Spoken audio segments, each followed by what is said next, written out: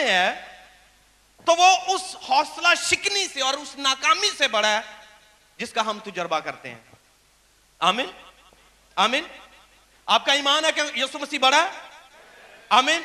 تو پھر اسے الاؤ کریں, اسے اجازت دیں کہ وہ ہماری زندگیوں میں کام کرے. اور حوصلہ شکنی پر غالب آنے کے لیے تیاری کیجئے, اپنے آپ کو مضبوط کیجئے کہ میں حوصلہ شکنی پر غالب آؤں گا. چاہے میں ناکام ہو جاؤں, چاہے میں ہار جاؤں, چاہے میں کسی بھی ناکامی کا سامنا کیوں نہ کروں, میں تیار رہوں گا, میں محنت کروں گا, جافشانی کروں گا اور پھر کامیابی کی طرف بڑھوں گا.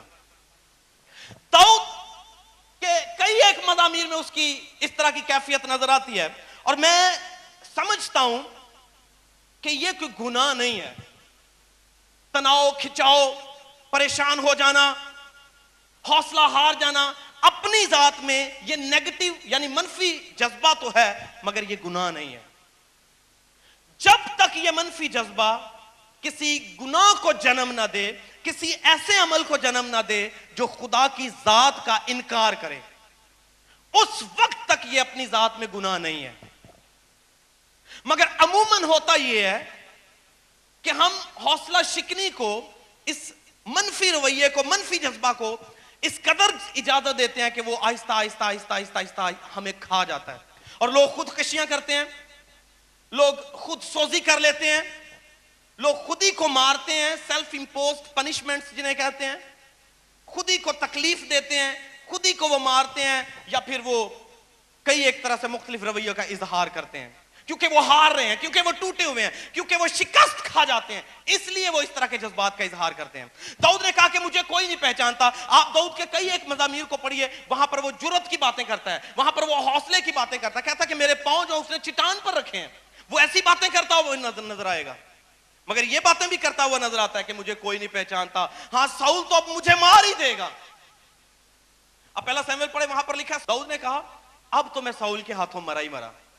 یعنی یہ حوصلہ ہارنے کی بات تھی, حوصلہ شکنی کی بات تھی. مگر اس کے ساتھ ساتھ جہاں پر وہ اس طرح کے ایموشنز کا اظہار کرتا ہے, جذبے کا اظہار کرتا ہے, وہاں پر وہ یہ بھی کہتا ہے کہ خدا تو میری چٹان ہے, تو میری کمک ہے, تو میری سپر ہے, تو میری ڈھال ہے, اگرچہ دشمن کافی ہے مگر تو بڑا ہے. وہ وہاں پر یہ بات بھی کرتا ہے. اس کا مطلب حوصلہ شکنی پر غالب آنے کے لیے ہمارے پاس بہت سی چیزیں موجود ہیں. نبی حوصلہ ہار گئے, موسیٰ حوصلہ ہار گیا. آپ کو معلوم ہے گنتی کی کتاب اس 11ویں باب میں پڑھے تو وہاں پر لکھا ہوا ہے, جب اسرائیلی چلانے لگے, چیخنے لگے اور کہنے لگے کہ ہم تو مصر میں یہ کھاتے تھے, ہم مصر میں وہ کھاتے تھے, ہمیں یہ ملتا تھا, تو موسیٰ جو تھا وہ پریشان ہوا اور خدا سے کہنے لگا اس سے بہتر تھا کہ تو مجھے مار ہی دیتا. کیا آپ نے پڑھا کبھی؟ اس سے بہتر تھا کہ تو مجھے مار ہی دیتا. یہ حوصلہ شکنی تھی. ایلیا نے بھی اسی طرح کہا کہ تو مجھے مار ہی دے تو بہتر ہے, کیونکہ ایزیبل مجھ پر چڑھی آ رہی ہے. قاضیوں کی کتاب اس کے 15ویں باب میں سیمسن کی بابت آپ پڑھیے. سیمسن بڑی فتح کے بعد جب اس نے ایک جبڑے سے 1000 کو گرا دیا تو فوری بات, ایک بڑی فتح کے فوری بعد جب اسے پیاس لگی تو سمسون نے کہا کیا آپ تو مجھے پیاس سے مار دے گا, کیا آپ تو مجھے پیاس سے مار دے گا. یعنی دیکھیے ایک فتح کے فوری بعد اس نے ایک بڑا تجربہ کیا, ایک معجزہ کا, کہ ایک جبڑے سے 1000 آدمی کو مار دیا گیا. اور پھر اس کے برعکس وہ کیا کر رہا ہے, جب پانی نہیں میسر, پانی نہیں ملا تو کہنے لگا خدا کیا تو مجھے پانی سے یعنی پیاس سے مار دے گا. ہم بھی بالکل اسی طرح سے خدا کی بہت سی نعمتوں کا تجربہ کرتے ہیں, بہت سی اچھی اچھی چیزیں دیکھتے ہیں. آج ہم نے فتح دیکھی ہے, کل ناکامی, کل آنے والی ناکامی جو ہے وہ ہمیں خدا سے کوسوں دور لے جاتی ہے. مگر یاد رکھیے ہمت نہیں ہارنی, مضبوط رہنا ہے, زور پانا ہے, خدا کے ساتھ اپنے تعلق کو بحال رکھنا ہے, تو پھر ہم آگے فتح کی طرف جائیں گے. ہم کتاب مقدس میں سے دیکھیں گے, آئیے میرے ساتھ دیکھیں روت کی کتاب, پرانے یاد نامہ میں صفحہ نمبر 255 پہ روت کی کتاب, پہلا باب نکالیے گا اور اس کی 6. تب وہ اپنی دونوں بہوؤں کو لے کر اٹھی کہ مواب کے ملک سے لوٹ جائے, اس لیے کہ اس نے مواب کے ملک میں یہ حال سنا کہ خداوند نے اپنے لوگوں کو روٹی دی اور یوں ان کی خبر لی. سو وہ اس جگہ سے جہاں وہ تھی دونوں بہوؤں کو ساتھ لے کر چل نکلی, اور وہ سب یہودا کی سرزمین کو لوٹنے کے لیے راستہ پر ہو لیں۔ اور نومی نے اپنی دونوں بہوؤں سے کہا تم دونوں اپنے اپنے میکے کو جاؤ، جیسا تم نے مرحوموں کے ساتھ کیا اور میرے ساتھ کیا ویسا ہی خداوند تمہارے ساتھ مہر سے پیش آئے۔ خداوند یہ کرے کہ تم کو اپنے اپنے شوہر کے گھر میں آرام ملے۔ تب اس نے ان کو چوما اور وہ چلا چلا کر رونے لگیں۔ پھر ان دونوں نے اس سے کہا نہیں، بلکہ ہم تیرے ساتھ لوٹ کر تیرے لوگوں میں جائیں گی۔ نومی نے کہا اے میری بیٹیوں لوٹ جاؤ، تم میرے ساتھ کیوں چلو؟ کیا میرے رحم میں اور بیٹے ہیں جو تمہارے شوہر ہوں؟ اے میری بیٹیوں لوٹ جاؤ، اپنا راستہ لو، کیونکہ میں زیادہ بڑھیا ہوں اور شوہر کرنے کے لائق نہیں۔ اگر میں کہتی کہ مجھ بھی امید ہے، بلکہ اگر آج کی رات میرے پاس شوہر بھی ہوتا اور میرے لڑکے پیدا ہوتے تو بھی کیا تم ان کے بڑے ہونے تک انتظار کرتی اور شوہر کر لینے سے باز رہتی؟ نہیں میری بیٹیوں، نہیں میری بیٹیوں، میں تمہارے سبب سے زیادہ دلگیر ہوں، میں تمہارے سبب سے زیادہ دل گیر ہوں، اس لیے کہ خداوند کا ہاتھ میرے خلاف اس بڑھا ہوا لیے ہے کہ خداوند کا ہاتھ میرے خلاف بڑا ہوا ہے۔ روت نے ایک بہت بڑے صدمے کا سامنا کیا ہے۔ شوہر چلا گیا، دونوں بیٹے چلے گئے، اب دونوں بہویں اس کے ساتھ ہیں اور وہ انہیں ترغیب دیتی ہے کہ تم اپنے وطن واپس لوٹ جاؤ اور میں اپنے وطن واپس جاؤں گی۔ آئیے گا، سنیے گا دھیان سے۔ روت کی کیفیت آپ دیکھیے، اس کا اندازہ کیجئے کہ اس کا شوہر چلا گیا، اس کے دونوں بیٹے چلے گئے، اب وہ اپنی بہوؤں کو کہتی ہے کہ اپنے اپنے گھر چلی جاؤ، اور پھر وہ کہتی ہے کہ میرا دل تمہارے سبب سے بڑا دل گیر ہے، یعنی شکستہ ہے، ٹوٹ چکا ہے۔ کیوں؟ کیونکہ خداوند کا ہاتھ میرے خلاف ہے، خداوند کا ہاتھ میرے خلاف ہے۔ یہ حوصلہ شکنی کی ایک بہت بڑی مثال تھی کہ روت کی ساس نومی جو ہے وہ حوصلہ شکنی کا شکار ہے۔ جس طرح داؤد نے کہا کہ دیکھ مجھے کوئی نہیں پہچانتا اور میری کوئی پناہ نہیں رہی، اس نے اس صورت میں خدا اور خدا کی قدرتوں کا بھی انکار کر دیا۔ بہن اسی طرح روت کہہ رہی ہے کہ خدا کا ہاتھ میرے خلاف ہے، اس نے میرے شوہر کو لے لیا، اس نے میرے بیٹوں کو لے لیا، ان کو ہلاک کر دیا، اب تم واپس لوٹ جاؤ اور جاؤ بیاہ کرو، کیونکہ میرا دل گیر ہو چکا ہے، میں ٹوٹ چکی ہوں، میں شکستہ ہوں، میں ہار چکی ہوں، میں ہمت چھوڑ چکی ہوں، اس لیے میں تمہارے لیے کچھ نہیں کر سکتی، تم لوٹ جاؤ۔ یہ روت کی ساس نومی کی کہانی ہے۔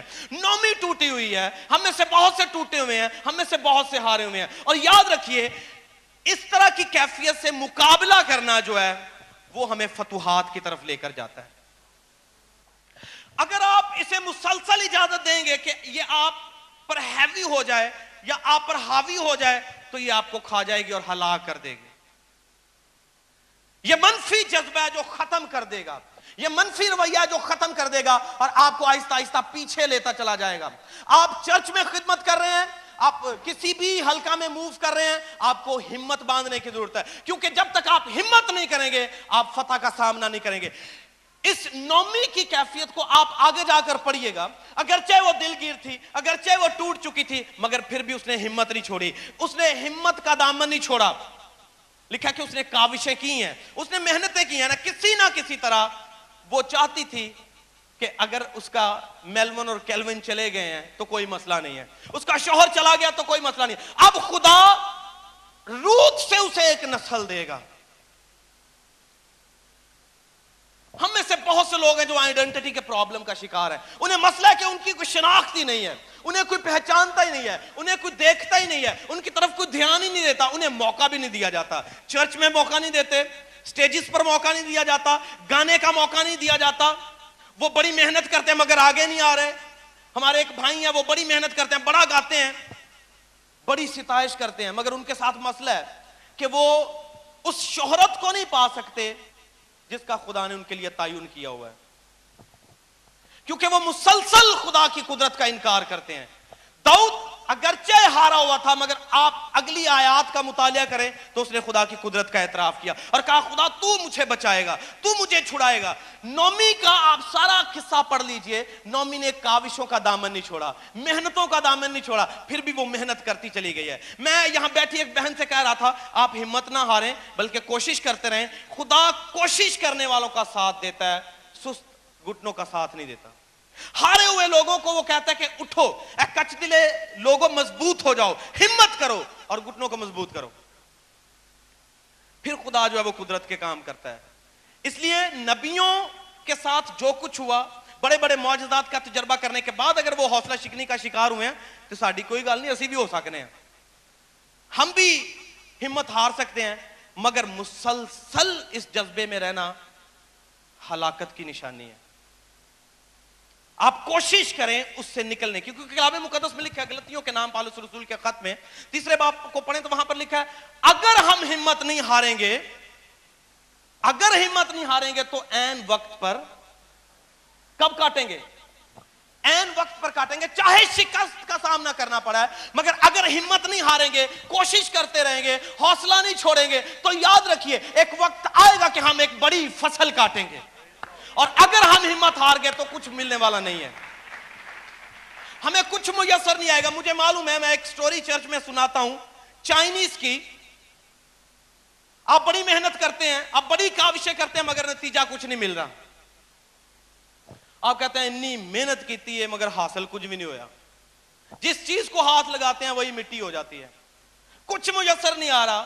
میں چرچ کو انکریج کرنے کے لیے, انہیں زور دینے کے لیے بتاتا ہوں کہ چائنیز لوگ جو ہیں وہ بانس کی فصل جب بوتے ہیں تو سنیے گا دھیان سے, جب وہ بانس کی فصل بوتے ہیں زمین تیار کی جاتی ہے, نرم کی جاتی ہے, پھر بانس جو ہے وہ بویا جاتا ہے, بیج اس کا. اب عموماً فصل جو ہے وہ 6 ماہ کے بعد اپنا حاصل دے دیتی ہے. آپ کو معلوم ہے گندم جو ہے وہ 6 ماہ کے بعد ہو جاتی ہے, چاول جو ہے وہ بھی 6 ماہ کے بعد ہو جاتے ہیں. ان کے لیے بھی محنت کرنی پڑتی ہے, ہر ایک فصل کے لیے محنت کرنا پڑتی ہے. اور اگر آپ کی محنتوں کا نتیجہ جلدی سامنے نہ آئے تو ہمت نہ ہاریں, حوصلہ نہ چھوڑیں بلکہ کاوش کرتے رہیں, محنت کرتے رہیں. چائنیز جب بانس کی فصل اگاتے ہیں تو میں پڑھ رہا تھا کہ یہ وہ فصل ہے جو بہت وقت لیتی ہے. چائنیز جب بانس کی فصل بو دیتے ہیں, بیج بونے کے بعد وہ انتظار کرتے ہیں کہ وہ پھلدار ہوگی یا نکلے گی زمین سے باہر. بیج بوتے ہیں پھر انتظار کرتے ہیں, بیج بوتے ہیں انتظار کرتے ہیں, پانی دیتے ہیں, اسے روشنی دیتے ہیں, مناسب روشنی مہیا کی جاتی ہے, مناسب وقت دیا جاتا ہے تاکہ وہ باہر آئے. بونے کے بعد وہ انتظار کرتے ہیں, 6 ماہ انتظار کرتے ہیں مگر بیمبو باہر نہیں آتا, وہ بانس باہر نہیں آتا. 8 ماہ انتظار کرتے ہیں مگر وہ بیمبو باہر نہیں آتا, مگر وہ ہمت نہیں ہارتے. 1 سال وہ انتظار کرتے ہیں مگر وہ بانس باہر نہیں آتا. زمین سے کچھ نظر نہیں آتا کہ جو کچھ بویا شاید وہ باہر آئے گا کہ نہیں آئے گا. 2 سال انتظار کرتے ہیں مگر زمین سے کچھ باہر نہیں آتا. 3 سال انتظار کرتے ہیں مگر زمین سے کچھ باہر نہیں آتا. وہ پریشان نہیں ہوتا. ہم جمعہ 8 دن ہوں محنت کرنے ہیں دوجے دن کہنے کہ اے ہو جائیے, اور جدو نہیں کچھ ملتا نہیں کچھ ہوں تو پھر پریشان ہونے ہیں. چائنیز 3 سال انتظار کرتا ہے مگر زمین سے وہ بیمبو بانس باہر نہیں آتا. 4تھا سال بھی وہ باہر نہیں آتا. 4 سال وہ جو بیج بوتا ہے وہ زمین سے باہر نہیں آتا. 5ویں سال وہ دیکھتا ہے کہ جو بیج اس نے بویا تھا ہلکی سی کومپل باہر آئی ہے, ہلکی سی, اور وہ خوش ہو جاتا ہے کہ 4 سال انتظار کیتا ہے. 4 سال انتظار کرنے کے بعد وہ ہلکی سی کومپل باہر آتی ہے اور وہ خوش ہوتا ہے.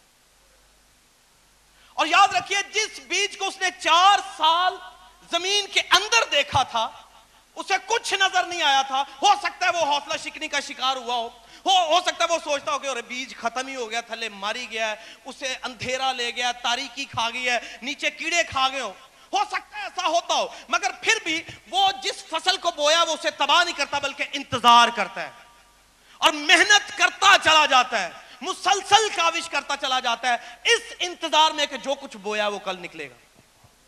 اور یاد رکھیے 5ویں سال ایک چھوٹی سی کونپل باہر آتی ہے, چھوٹی سی. وہ بیمبو جو 4 سال زمین میں رہا 5ویں سال باہر آتا ہے, اور 5واں سال اس کے لیے سرفرازی کا سال ہوتا ہے, کسان کے لیے بھی اور اس بیمبو کے لیے بھی. 5ویں سال وہ بیمبو جب باہر آتا ہے تو میں پڑھ رہا تھا کہ وہ بیمبو جو 1 سال میں 80 فٹ اوپر چلا جاتا ہے. جو 4 سال نظر نہیں آیا 1 سال میں وہ 80 فٹ اوپر جاتا ہے, 80 فٹ اوپر بڑھ جاتا ہے. اور وہ کسان جس نے 4 سال انتظار کیا ہوگا, اب آپ اندازہ کیجئے کہ جب 5ویں سال وہ دیکھتا ہے کہ 80 فٹ اوپر چلا گیا ہے تو لا محالہ وہ خوش ہوتا ہوگا, کیونکہ 80 فٹ اوپر جانے کا مطلب ہے 80 فٹ گہرا جانا. اتنی اس نے صحبتیں, اتنی اس نے تکلیفیں نیچے بھی برداشت کی ہوتی ہیں. پھر وہ باہر آتا ہے, وہ بیمبو بھی نہیں ہمت ہارتا, نہ کسان ہمت ہارتا ہے. آپ جب جس چیز کو بوتے ہیں, جس چیز کا بیج ڈالتے ہیں, جس چیز کے لیے کاوش کرتے ہیں, اس کے لیے مسلسل کاوش کریں تو خدا آپ کو پھلدار کرے گا. اور اگر آپ ہمت ہار جائیں گے تو یاد رکھیے کچھ میسر نہیں آئے گا. اپنی جرتوں کو اکٹھا کیجئے. بھائی کیوین بتا رہے تھے کہ خدا کو ایک ایسی نسل چاہیے جو نوجوان نسل ہو, جن کے چہرے شیروں کے سے ہوں, اور بوڑھے ایسے چاہیے جن کے جذبے جو ہیں وہ جوانوں کے سے ہوں. یعنی انہیں جوان بھی چاہیے اور بوڑھے بھی چاہیے. خدا کی بادشاہت میں جوان لوگ بھی اور خدا کو بوڑھے بھی چاہیے. بوڑھوں اور جوانوں کا وہ ملاپ چاہتا ہے, طاقت کا, بہادری کا اور حکمت کا وہ ملاپ چاہتا ہے. خدا ملاپ چاہتا ہے ایسے لوگوں کا. اس لیے بوڑھے جو ہے وہ پریشان نہ ہو, خدا بوڑھوں کو بھی استعمال کرتا ہے اور خدا جوانوں کو بھی استعمال کرتا ہے. بوڑھے بعض اوقات ہمت چھوڑ جاتے ہیں کہ ہم تو کچھ نہیں کر سکتے کیونکہ ہماری انرجیز ختم ہو چکی ہیں. مگر یاد رکھیے کہ خدا کا کلام کہتا ہے کہ وہ اثر نوجوان کرتا ہے. وہ عقاب کی مانند اثر نوجوان کرتا ہے جب اعتقاد کیا جائے, جب ایمان رکھا جائے, جب بھروسہ رکھا جائے. نومی کی حالت انتہائی خطرناک دکھائی دیتی ہے. اس نے کہا خدا کا ہاتھ میرے خلاف ہے, خدا میرے خلاف ہے, بیٹے چلے گئے ہیں, میرا شوہر چلا گیا. مگر پھر بھی یاد رکھیے نومی کی کہانی پڑھیے تو وہ مسلسل محنت کرتی ہے کہ کسی نہ کسی طرح سے, کسی نہ کسی طریقہ سے اس کی نسل اب روت سے آگے چلے. اس سے بیٹے لے لیے گئے ہیں, کوئی معاملہ نہیں ہے. اس سے شوہر لے لیا گیا, کوئی معاملہ نہیں ہے. خدا قدرت کا خدا ہے, خدا روت سے اس کے لیے ایک نسل پیدا کرے گا. اور کلام مقدس میں لکھا ہے, آپ پڑھ لیجئے, یہ بڑی خوش آئند بات ہے اور تسلی بخش بات ہے. جب آپ اعتقاد کرتے ہیں, جب آپ محنت کرتے ہیں, جب آپ ریاضت کرتے ہیں اور ہمت نہیں ہارتے تو خدا معجزہ کرتا ہے, خدا معجزے کو جنم دیتا ہے. کلام مقدس میں لکھا ہے روت بوئے سے بیاہ دی گئی اور روت سے خدا نے ایک بیٹا پیدا کیا. آمین. عبید پیدا ہوا. اب عورتیں آئیں اور اس عورت سے جو شکستہ دکھائی دیتی تھی عبید کی پیدائش سے پہلے, جس نے یہ کہا تھا کہ خدا کا ہاتھ میرے خلاف ہے, اگرچہ اس نے کہا تھا مگر اس نے اس حوصلہ شکنی کے جذبہ پر غلبہ پایا اور محنت شروع کی. اس نے روت کے لیے شوہر کی تلاش کی. یہ اس کا غلبہ تھا اپنے اس نیگیٹو ایموشن پہ, منفی جذبہ پر. جب ہم اپنے منفی جذبہ پر غالب آتے ہیں اور ہمت نہیں ہارتے تو یاد رکھیے معجزہ دیکھتے ہیں. اب روت کے لیے نومی کے لیے یہ ایک معجزہ تھا کہ خدا روت سے اس کے لیے عبید پیدا کرے. اور میں پڑھ رہا تھا, بڑی خوبصورت بات لکھی ہوئی یہاں پہ, چوتھے باب میں پڑھیں تو بہت پیارا لکھا ہوا ہے کہ نومی نے عبید کو اپنی چھاتیوں سے لگایا, اپنی چھاتیوں سے لگایا اور وہ اس کی دایا بنی, دایا بنی. میں ایک تفسیر پڑھ رہا تھا, وہاں پر لکھا تھا یہ جو ترجمہ کیا گیا ہے وہ اس نے اپنی چھاتیوں سے لگایا. اس کا مطلب تھا نومی نے اپنے بڑھاپے میں عبید کو دودھ پلایا. یہ ایک بڑا معجزہ تھا جو خدا نے नोमी की जिंदगी में किया। अगरचे वो बूढ़ी हो चुकी थी, अगरचे वो इस हालत में नहीं थी कि वो उसकी छातियों से दूध आता, मगर यकीन जानिए खुदा मौजज़ात का खुदा है। उसने हिम्मत नहीं हारी, उसने रूत के लिए कोशिश की, उसने नस्ल के लिए कोशिश की, और खुदा ने उसके लिए उबैद पैदा किया, और उसने उबैद को सीने से लगाया, अपनी छातियों से लगाया, और खुदा ने मौजज़ा किया कि उसकी छातियों से दूध जारी हुआ। यह खुदा की कुदरत है कि वो उसकी दाया बनी है। आप जब हिम्मत नहीं हारेंगे तो खुदा आपके लिए बड़ा मौजज़ा करेगा। आप नाकामी के बाद कोशिश करते जाइए, खुदा मौजज़ा करेगा। दाऊद ने हिम्मत नहीं हारी बल्कि कोशिशें जारी रखी हैं, और खुदा ने उसे उस गुलामी से, उस खौफ से, अदम तहफ्फुज से छुड़ाकर बादशाहत की नशिस्त पर बिठाया। क्यों? क्योंकि उसने हौसला शिकनी पर गलबा पाया है। आप अपनी हौसला शिकनी पर गलबा पाएं, रोइए नहीं, चिल्लाइए नहीं, बल्कि खुदा पर एतकाद कीजिए। दाऊद की तरह एतकाद कीजिए, मूसा की तरह एतकाद कीजिए, सैमसन की तरह एतकाद कीजिए कि खुदा हालात को बदलने की कुदरत रखता है, खुदा मौसमों को तब्दील करने की कुदरत रखता है। और जब हम एतकाद करेंगे तो हमारे लिए सब कुछ हो जाएगा, हमारे लिए सब कुछ मुमकिन होगा। ये उस वक्त है जब हम काविशों का दामन नहीं छोड़ते। कलाम मुकद्दस में लिखा हुआ है, ज़बूर 30 उसकी 5वीं आयत में, जिस तरह नोमी ने कहा कि खुदा का हाथ मेरे खिलाफ है, तो लिखा है कि दाऊद ने कहा खुदा का कहर दम भर का है, मगर उसका रहम उम्र भर का है। दम उसका रहम उम्र भर का है, मगर कहर क्या है? दम भर का। थोड़ी देर के लिए उसका कहर, मगर दम उसका, रहम उसका उम्र भर के लिए। और अगली आयत में लिखा हुआ बड़ी खूबसूरत आयत है, आप जब मेहनतें करते रहेंगे, काविशें